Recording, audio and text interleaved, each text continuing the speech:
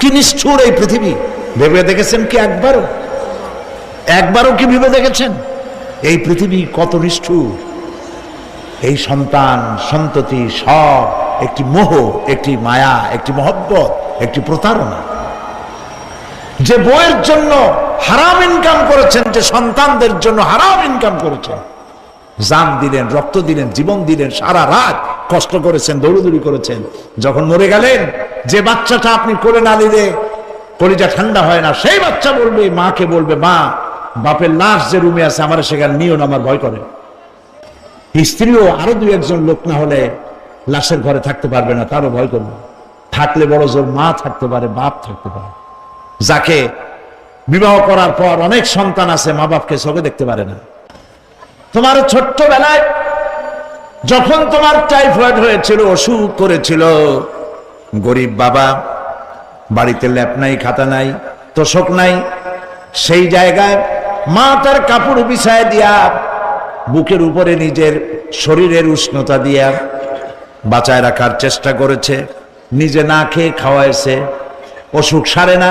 মা ওই মুমূর্ষ বাচ্চার সেরানে তার মাথার কাছে বসে তাহাজ্জুদের নামাজ পড়ে কোরআন শরীফ তেলাওয়াত করে, চোখ দিয়া পানি পড়ে, আর বলতে তাকে, রব্বুল আলামিন আমার জীবনটারে দিয়া আমার কলিজার টুকরা সন্তানটারে বাঁচাইয়া দাও। যেই মা নিজের জীবন দিয়া সন্তান বাঁচাইতে চাইলো, সেই সন্তান আজকে বউ পাইয়া মাকে ভুলে যায়, মায়ের সাথে খারাপ ব্যবহার করে। আল্লাহ রাব্বুল আলামিন বলেছেন, মা বাবার সঙ্গে খারাপ ব্যবহার করো না, ভালোবাসায় কথা বলো। ওয়াকুল লাহুমা কাওলান কারীমা, সম্মান সূচক কথা বলো। মা বাবার জন্য দোয়া করো আমার কাছে। কে বলতেছেন? আল্লাহ তাআলা বলছেন দোয়া করো আমার কাছে এই ভাষায়, রব্বিরহামহুমা কামা রাব্বায়ানি সাগীরা। পড়েন সবাই, রব্বিরহামহুমা কামা রাব্বায়ানি সাগীরা।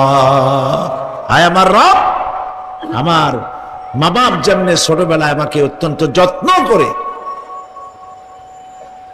লালন পালন করেছে, আল্লাহ তাআলা তুমি দয়া করে আমার মা বাপকে তোমার রহমতের করে লালন পালন করো। সুবহানাল্লাহ।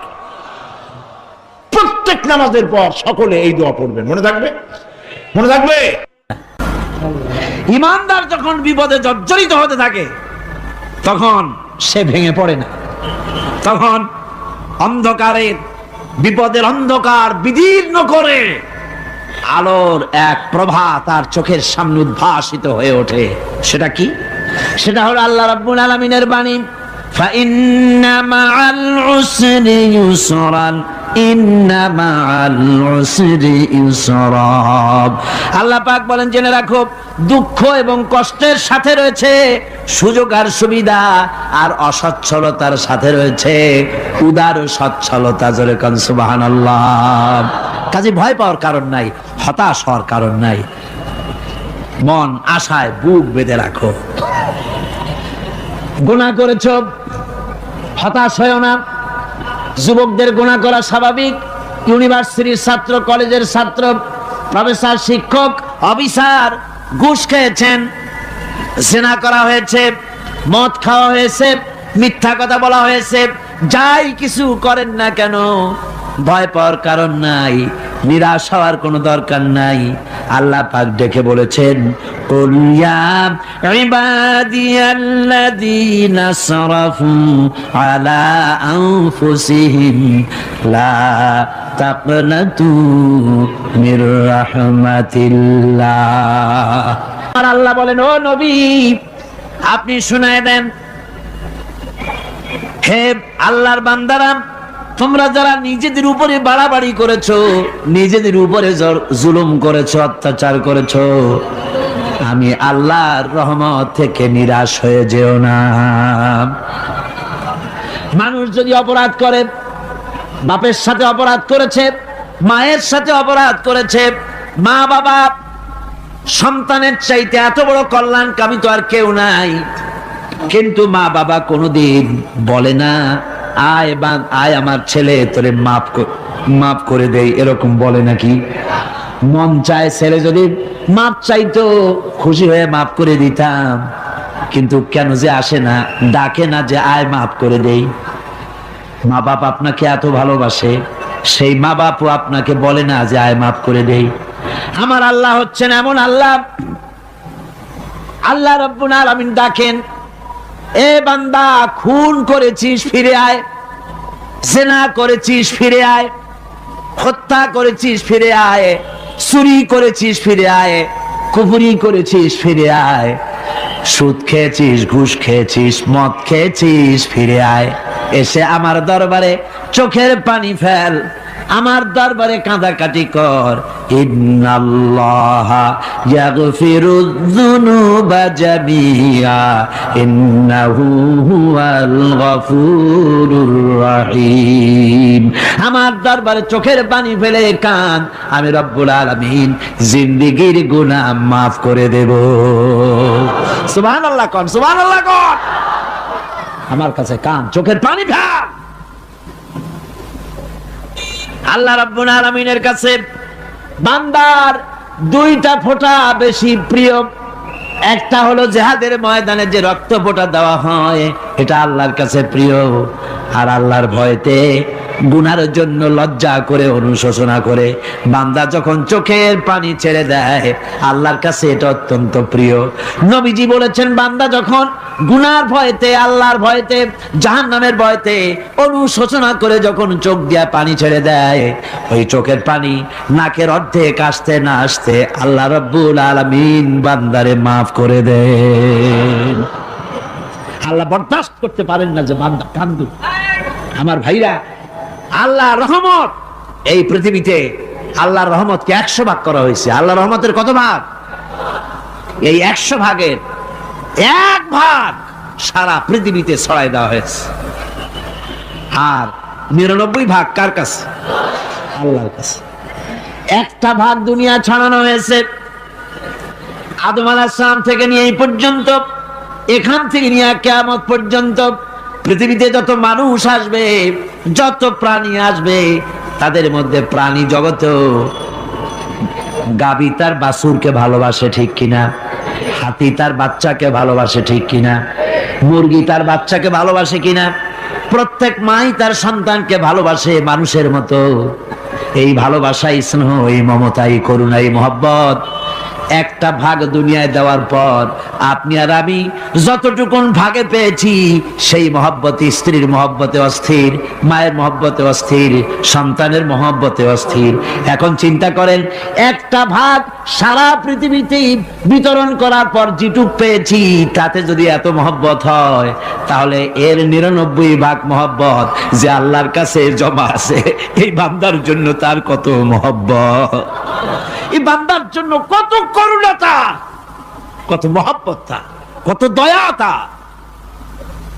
এজন্য আল্লাহ রাব্বুল আলামিন বলেছেন, নাব্বি ইবাদি আন্নি আনাল গফুরুর রহিম।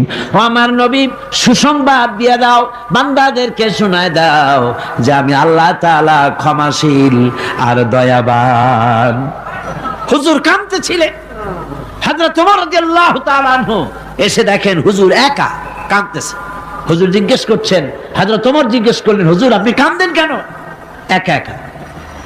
হযরত ওমর বলেন, আমি যখন প্রশ্ন করলাম, নবীজি বললেন, আমার কাছে কিছু আগে জিবরাইল এসেছিলেন।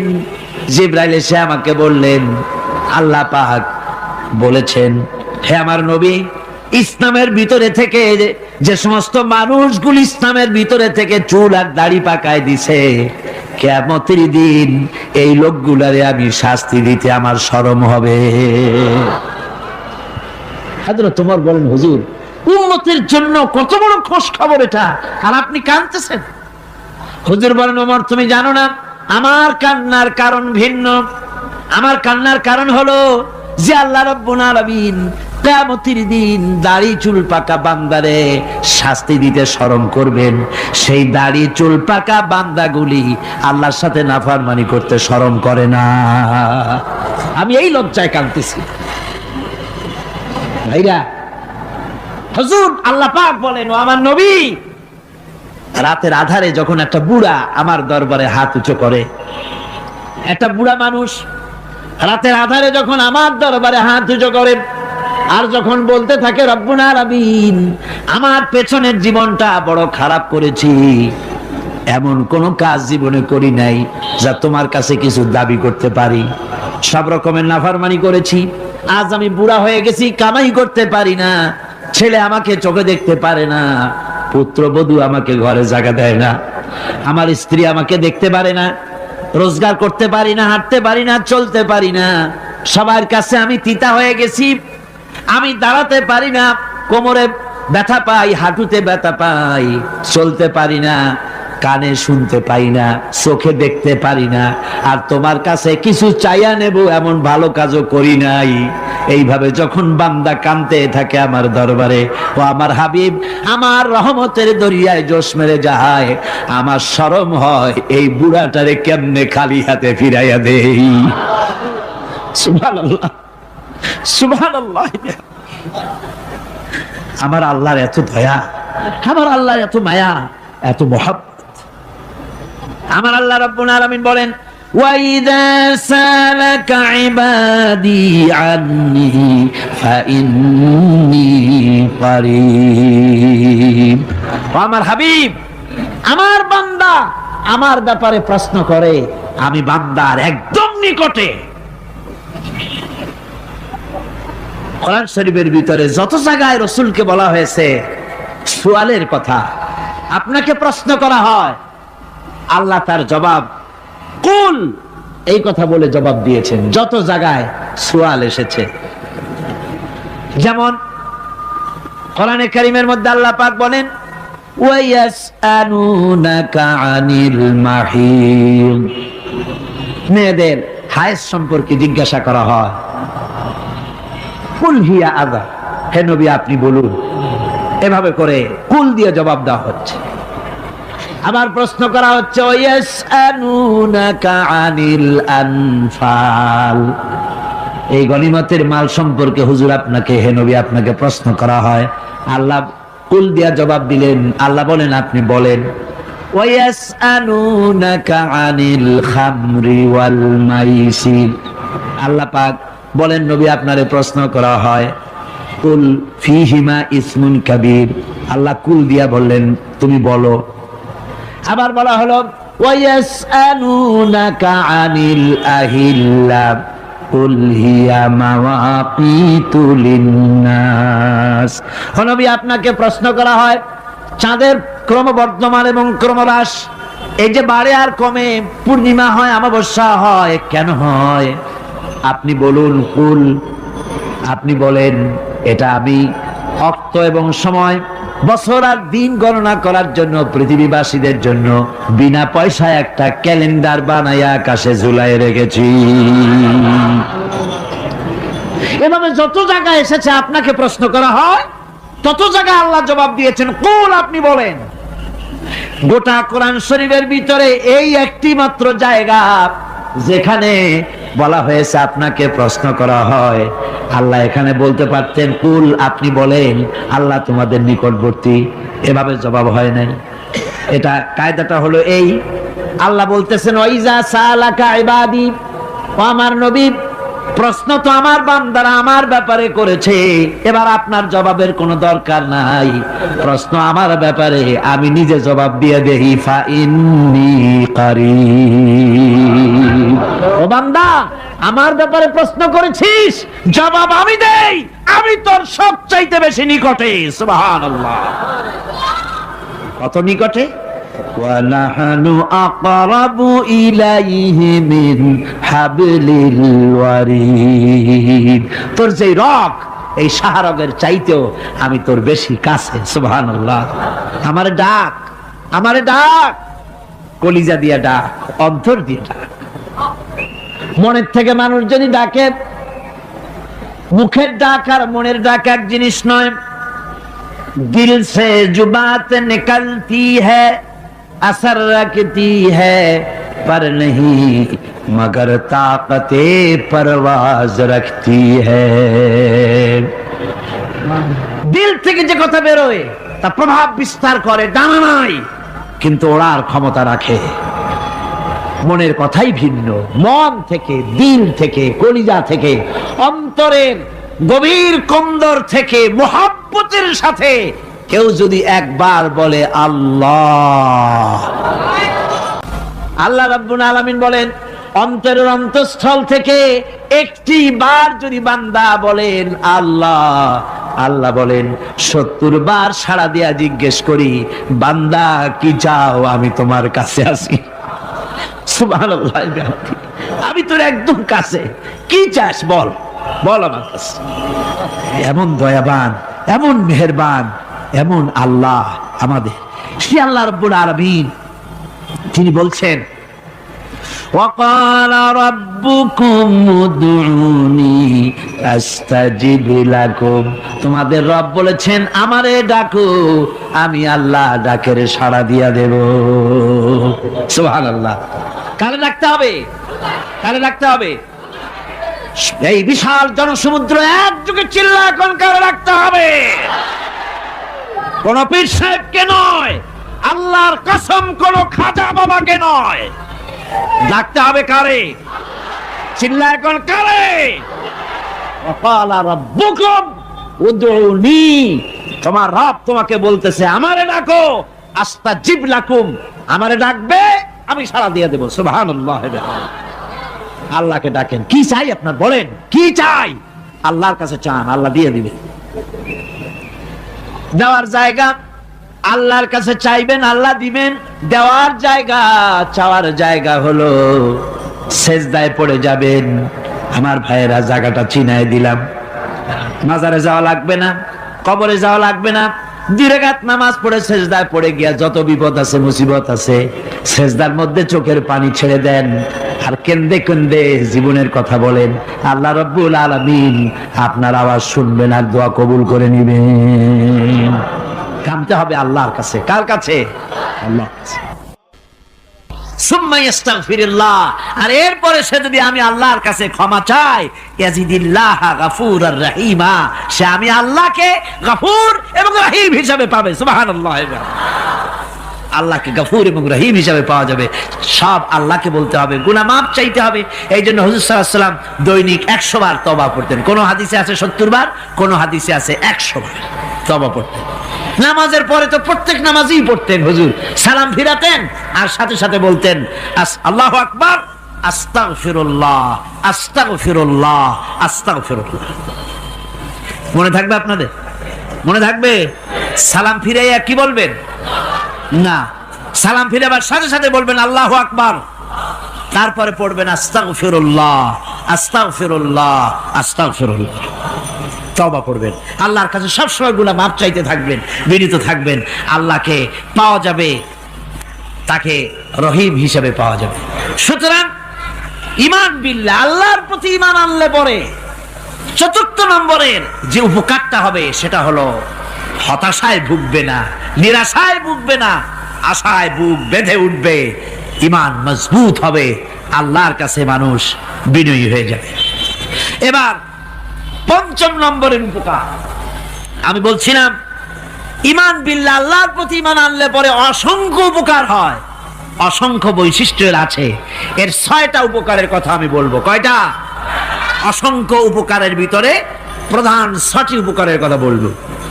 এর বললাম কয়টা? 4টে বলেছি। এবার বলো 5ম উপকারের কথা। আল্লাহর প্রতি আপনি পূর্ব পশ্চিমে কতবার মুখ ঘোরালেন, এটাই কিন্তু আপনার আসল সৎ কাজ নয়।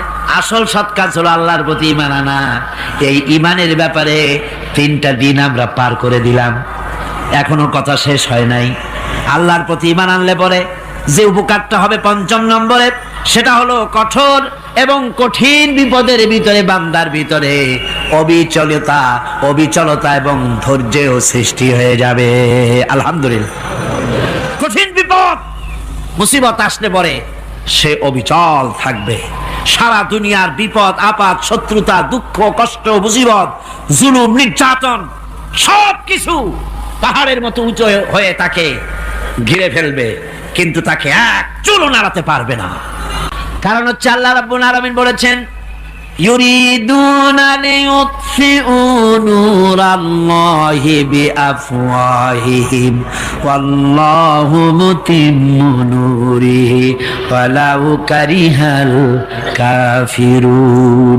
ওরা চায় মুখের ফু দিয়ে আমার আলোকে নিভিয়ে দেবে, কিন্তু আমি আমার আলোকে পূর্ণতা দান করব, তাতে কাফের বেঈমানদের কলজায় যত জ্বালা যন্ত্রণা হোক আমার দিন কেউ মিটাই দিতে পারবে না। কোন সুবহানাল্লাহ।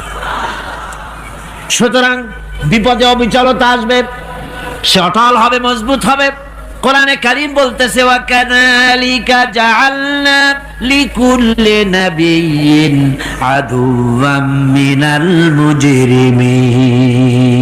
এই পৃথিবীতে এমনি করে আমি সকল নবীদের শত্রু বানিয়েছি, সব পাপিষ্ঠ অপরাধীদেরকে। নবীদের সাথে বিরোধিতা করেছে কারা? পাপিষ্ঠরা আর অপরাধীরা। আজও খুঁজে দেখেন, আজও ইসলামী আন্দোলনের বিরোধিতা যারা করে সবগুলি কি পাপিষ্ঠ? সত্য কিনা কর? ইসলামী আন্দোলনের বিরোধিতা যারা করে হিসাব করে চোখ দিয়ে তাকায় দেখেন, খুঁজে দেখেন তাদের নামগুলি। মদখোর, জিনাকার, বদমাশ, চোর, হাইজাকার, বেনামাজি, লুটেরা, মিথ্যাবাদী, সবচাইতে সমাজের নিকৃষ্ট লোকগুলি ইসলামের বিরুদ্ধে করে। জমিন আল্লাহর, জমিন কার?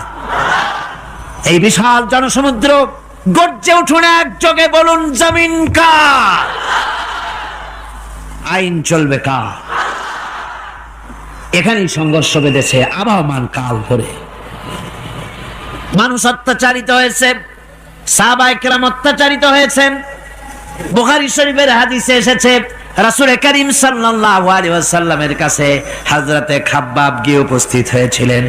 হযরতে খাব্বাব বলেন, হাদিসটা এভাবে লেখা হয়েছে বুখারীতে, ওয়ান খাব্বাব বিন আল-আরিদ রাদিয়াল্লাহু তাআলা আনহু قال شكونا إلى رسول الله صلى الله عليه وسلم وهو متوسد بردة له في ظل الكعبة। রাসূলুল্লাহর কাছে গেলাম, কাবা শরীফের কাছে গিয়ে দেখি নবীজি একটা চাদর গায়ে দিয়ে তিনি আরাম ফরমাচ্ছিলেন কাবা শরীফের ছায়ায়। সেখানে গিয়ে বললাম, আলা তাস্তানসিরু লানা আলা তাদউ লানা ইয়া রাসূলুল্লাহ, হে আল্লাহর রাসূল, আপনি কি আমাদের জন্য আল্লাহর কাছে দোয়া চাইবেন না? আপনি কি আল্লাহর কাছে আমাদের জন্য সাহায্য চাইবেন না?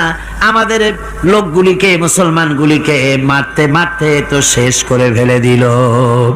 তারা আমাদের সুমাইয়াকে মারলো, আমাদের খাব্বাবকে উটের সাথে পায়ের দড়ি লাগায় টানলো, আমাদের খোবায়েবকে তারা আগুনের উপরে চিৎ করে শোয়ায় রাখলো, না খায় রাখতেছে, মারতেছে। কষ্টে তো শেষ হয়ে গেলাম, হুজুর আপনি কি আমাদের জন্য দোয়া করবেন না? হাদিস শরীফে এসেছে, নবীজি উঠে বসলেন সোজা হয়ে। নবীজি বলেন, ও আমার সাহাবী, ও খাব্বাব শোনো, তোমাদের আগে এই পৃথিবীতে যারা দ্বীনের দাওয়াত দিতে এসেছিলেন তাদেরকে সমকালীন রাষ্ট্রশক্তি, সমাজ শক্তি তাদেরকে ধরতো। ফায়ুখাজুর রাজুলো, তাদেরকে তারা ধরতো। ফায়ুহফারু লাহু ফিল আরদ, আর তার জন্য জমিনের ভিতরে কবর বানাইতো। ওই কবর ফায়ুজালু ফিহা, ওই কবরের ভিতরে তাকে কোমর পর্যন্ত গেড়ে দিত। সুম্মা ইউতা বিল মানশার, এরপরে করাত আনতো। ফায়ুদাউ আলা রাসিহি, এরপরে ওই রাখতো। ফায়ুজালু নিসফাইন, এরপরে করাত দিয়া চিরে জীবিত মানুষটারে করে ফেলে দিত। মা ইয়াসুদ্দুহু যালিকা আন দীনিহি, ও আমার খাব্বাব, এত কষ্ট দেওয়ার পরেও সেই যুগের কোন মুসলমানকে, দ্বীনের দায়ীদেরকে আল্লাহর দ্বীন থেকে এক চুলো তারা সরাই দিতে পারে নাই, এক চুলো সরাতে পারে নাই। ওয়াল্লাহি, ও খাব্বাব, আমি আমার আল্লাহর নামে কসম করে বলছি, লা ইউতাম্মান্নাল্লাহু হাযাল আমরা হাত্তা ইয়াসিরা আর-রাকিবু মিন সানা ইলা হাযাল মাউত। আমি কসম করে বলি, আল্লাহ রাব্বুল আলামিনের এই সানা থেকে হাজারামত পর্যন্ত লোকেরা যাতায়াত করবে, সুন্দরী রমণীরা গমন করবে, সদাগরেরা যাতায়াত করবে, টাকা নিয়া পয়সা নিয়া যাতায়াত করবে। তাদের মনের মধ্যে লুটের ভয়, টাকার ভয়, চুরির ভয়, ডাকাতির ভয়, জেনার ভয়, হত্যার ভয়, ধর্ষণের ভয়, কোনো ভয় থাকবে না। লা ইয়াখাফু ইল্লাল্লাহ, আল্লাহ ছাড়া কোনো ভয় থাকবে না। এমন একটা সমাজ, এমন একটা সময় আসবে। ওয়ালাকিন্নাকুম তাস্তাজিলুন, অথচ খুব তাড়াহুড়ো তোমরা করতেছো। তাড়াহুড়ো করো না, সময় আসবে ইনশাআল্লাহ। আর সে সময় আসছিল মদিনায়, আসে নাই? আসে নাই? সুতরাং আজও চট্টগ্রামের এই বিশাল জনসমুদ্রকে বলতে চাই, নির্যাতন, স্বৈরাচার, জুলুম, অত্যাচার, হত্যাকাণ্ড যা কিছু ঘটতেছে, ধৈর্য ধরুন, আন্দোলনে শরীক হন, জান বাজি রাখুন। এ বাংলাদেশেও আগামী যে পার্লামেন্ট হবে, আগামী জাতীয় নির্বাচনে যে পার্লামেন্ট তৈরি হবে, ইনশাআল্লাহ সেই পার্লামেন্ট হবে কোরআনের পার্লামেন্ট ইনশাআল্লাহ।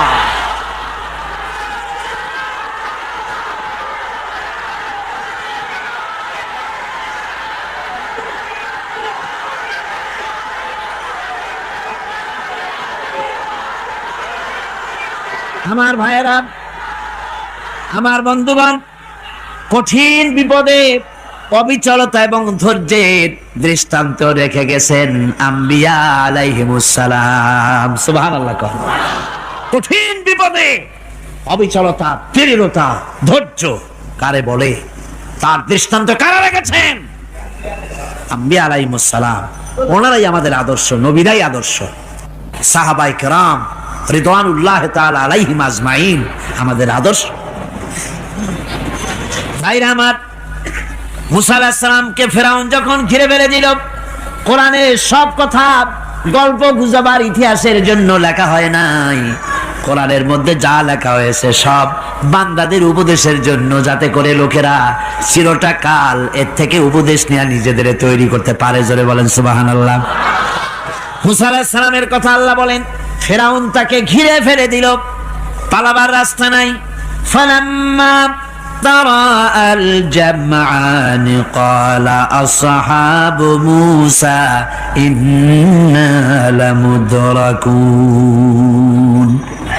মুসা আলাইহিস সালামের উম্মতেরা বললেন, হে মুসা, পাকড়াও হয়ে গেছি, পালাবার রাস্তা নাই। তিন দিক থেকে আমাদেরকে ঘেরাও করেছে ফেরাউনের শক্তি। সামনে কি? দরিয়া, আর তিন দিকে কি? ঘেরাও আন্দোলন। হযরতে মুসা আলাইহিস সালামের কাছে উম্মতেরা বললেন, পালাবার তো কোনো পথ নাই, এখন উপায়টা কি? আমাদের তো আর উপায় নাই। মুসা আলাইহিস সালাম দেখেন বিপদে পড়ে গেছেন, কিন্তু ধৈর্য হারান নাই, ভয় পান নাই। ভয় পাইছিলেন? ভয় পেয়েছেন? প্রশ্নই ওঠে না। মুসা আলাইহিস সালাম, আল্লাহ পাক যাদেরকে বলেছেন উলুল আযম রাসূল, যাদের বলেছেন তার মধ্যে হযরত মুসা একজন উলুল আযম পয়গম্বর। চারটিখানি কথা না, আল্লাহ কথা বলছেন তার সাথে, কালিমুল্লাহ তিনি। সুবহানাল্লাহ। মুসা আলাইহিস সালাম শোনালেন, কাল্লা ইন্না মাইয়া রাব্বি সায়াহদিন। কখনো নয়, আমার উম্মতেরা ভয় পেও না, আমার রব অবশ্যই আমাকে পথ দেখাবেন। সুবহানাল্লাহ। তিন দিক থেকে শত্রু, একদিকে দরিয়া, পালাবার কোন রাস্তা নাই। সেখানে দৃঢ়তার সাথে তিনি বলছেন, অবশ্যই আমার আল্লাহ আমারে পথ দেখাবে। সুবহানাল্লাহ। নবীরা এই দৃঢ়তা দেখিয়েছেন, অবিচলতা দেখাইছেন। আল্লাহ পাক মুসা আলাইহিস সালাম যখন এই দৃঢ়তা দেখালেন, এই অবিচলতা দেখালেন, সঙ্গে সঙ্গে জিবরাইল এসে হাজির হয়ে গেলেন। আল্লাহ পাক বলেন, ফাআওহাইনা ইলা মূসা আন আদরিব বিআসাকাল বাহরা ফানফালাকা ফাকানা কুল্লু ফিরকিন কাত্তাউদিল আযীম। মূসা আলাইহিস সালামকে আমি ওহী নাজিল করলাম, তাকে বললাম, হাতে যে লাঠি আছে, এই লাঠি দিয়ে আঘাত করো দরিয়ার উপরে। দরিয়ার উপরে আঘাত করলেন, একটা রাস্তা হয় নাই, 12টা রাস্তা তৈরি হয়ে গেল। আর দেওয়ালগুলা পাহাড়ের মতো উঁচা হয়ে গেল। দরিয়ার ভিতরে পাহাড়ের মতো উঁচা, মজবুত 12টা রাস্তা। এবার মুসা আলাইহিস সালাম তার দলবল নিয়ে চললেন। আল্লাহ রাব্বুল আলামিন বলেন, ওয়া আনজাইনা মূসা ওয়া মান মাআহু আজমাইন। মুসা এবং তার সাথী সঙ্গীদেরকে আমি পার করে দিলাম। মুসা আলাইহিস সালাম এবং তার সাথী সঙ্গী নিয়ে যখন দরিয়ার মাঝখানে আসছে, ফেরাউন তার দলবল নিয়ে এসে গেছে। আসে দেখে নদীর মধ্যে রাস্তা। বাবা, খুব তো কায়দা। ও মনে করছে ওর বাজানের তৈরি করা ডিস্ট্রিক্ট বোর্ডের রাস্তা। ওর লোকজন নিয়ে নেমে গেছে দরিয়ার ভিতরে। ও আসছে মাঝখানে, মুসা আলাইহিস সালাম চলে গেছেন ওপার, দরিয়া পার। মাঝখানে যখন এসে গেল, আল্লাহ রাব্বুল আলামিন পানিকে অর্ডার করলেন কুন। আল্লাহর তো বটন টেপা লাগে না, মুখ দিয়া কোনো হুকুম করা লাগে না, শুধু বলেন কুন। যে ব্যাপারে কুন বলেন ফায়াকুন, সাথে সাথে হয়ে যায়। আল্লাহ বললেন কুন, আর অমনি রাস্তা বন্ধ হয়ে গেল। এবার তুফান শুরু হয়েছে নদীতে, ঢেউয়ের উপরে ঢেউ, মৌজুন কাল জিবাল, পাহাড়ের মতো উঁচু হয়ে হয়ে ঢেউ আসতেছে। দলবল ঘোড়া আর অস্ত্রপাতি যা ছিল সব মরিয়া শেষ। এবার ফেরাউন একা উপরে ওঠে আর নিচে নামে, পানি খেতে খেতে পেটের কাম সারা। জনমের খাওয়া খাইছে পানি, এখন জান যায়, বাঁচবার আর উপায় নাই, বাঁচবার আর উপায় নাই। ফেরাউন তার নিজের জীবন সম্পর্কে হতাশ হয়ে গেল। এবার ফেরাউন বলতেছে, আমানতু আন্নাহু লা ইলাহা ইল্লাল্লাযী আমানাত বিহি বানু ইসরাঈল। আমি ঈমান আনলাম, আমি ঈমান আনলাম আল্লাহ ছাড়া কোনো ইলাহা নাই। ওই আল্লাহর উপর ঈমান আনলাম যে আল্লাহর উপর ঈমান এনেছে বনি ইসরাঈলেরা। আল্লাহ যাতে ঠিক পায় যে কোন আল্লাহর উপর ঈমান আনছে। বনি ইসরাঈলের আল্লাহর উপর ঈমান আনলাম। আল্লাহ, এই তো মুসলমান হয়ে গেছি, এরপরও আমার সুবাও কেন? আল্লাহ রাব্বুল আলামিন জবাবে বলেন, আল আন, এখন ওয়াকাদ আসাইতা ক্বাবলু ওয়া কুনতা মিনাল মুফসিদিন। এখন ঈমান আনার কথা বলছো, অথচ যুগের পর যুগ, বছরের পর বছর ধরে আমার মানুষের উপরে মন গড়া আইন চালায়েছো, আমার পয়গম্বরের সাথে বেয়াদবি করেছো। আজ তোমাকে আমি ছাড়ছি না, তোমাকে আজকে ছেড়ে দেব না। আমি তোমাকে মারব। আর সমস্ত প্রাণীগুলিকে, স্থলচর প্রাণীগুলিকে আল্লাহ পাক অর্ডার দিয়া দিলেন, এই ফেরাউনের লাশকে ডুবাবি না, পচাবি না, খাবি না। আলিয়াউমা নুনাজ্জিকা বিবাদানিক, আমি তোমার শরীরে বাঁচায় দেব। পোকে খাবে না, পানিতে পচবে না, মাছে খাবে না, কুমিরে খাবে না, দুনিয়ার কোনো পশুতে খাবে না। আমি তোরে শুটকি বানাইয়া রাখবো, যাতে করে দুনিয়ার সমস্ত ফেরাউন যত যুগে যুগে আসে তোরে দেখে যেন হেদায়েত নিতে পারে। ফেরাউনকে আল্লাহ শুটকি বানায় রাখছে। আমি ফেরাউনদের লাশ দেখেছি ব্রিটিশ মিউজিয়ামে। ফেরাউন তো একটা না, অনেকগুলা। আসলটারে অবশ্য দেখিনি। ব্রিটিশ মিউজিয়ামে ওই ফেরাউনগুলার লাশ যখন অসুবিধা হয়, মমিগুলি, তখন ইংল্যান্ডে নিয়ে যায় চিকিৎসা করাবার জন্য। চোখ টোক আছে গর্তের ভিতরে, তারপরে চামড়া টামড়া হাড়ের সাথে মিশানো, ওইভাবে চেহারা দেখলে মনে হয় যে সত্যি ফেরাউনিগুলা। আমার বন্ধুগণ, বলতেছিলাম যে পৃথিবীতে আল্লাহ রাব্বুল আলামিন নবীরা তাদের চরিত্র দিয়ে বিপদের মোকাবেলা করে, দুনিয়ার সামনে কঠিন বিপদের মোকাবেলা করে অবিচলতা, দৃঢ়তা দেখায় গেছেন যে কেমন করে এই পৃথিবীতে বিপদের সামনে মোকাবেলা করতে হয়। ধৈর্য ধরতে হবে, বিপদ আসবে পাহাড় সমান হয়ে, আপনাকে ধৈর্য ধারণ করতে হবে সেভাবে বুক বেঁধে। যেহেতু এটা যদি বিশ্বাস হয় যে আমার কিসমতে যা আছে তার থেকে বেশি কিছু হবে না, তাহলেই আপনার ধৈর্য আসবে, ভয় পাবেন না। কথা ঠিক কিনা কন? এবারে হযরত হুদ আলাইহিস সালাম সম্পর্কে আল্লাহ রাব্বুল আলামিন বলেন, হযরতে হুদকে যখন ষড়যন্ত্র হলো, কাফির বেঈমানেরা তাকে মেরে ফেলার জন্য যখন সরকারি ষড়যন্ত্রে লিপ্ত হয়ে গেল, হযরতে হুদ সমাজের এই চ্যালেঞ্জের মোকাবেলা করলেন।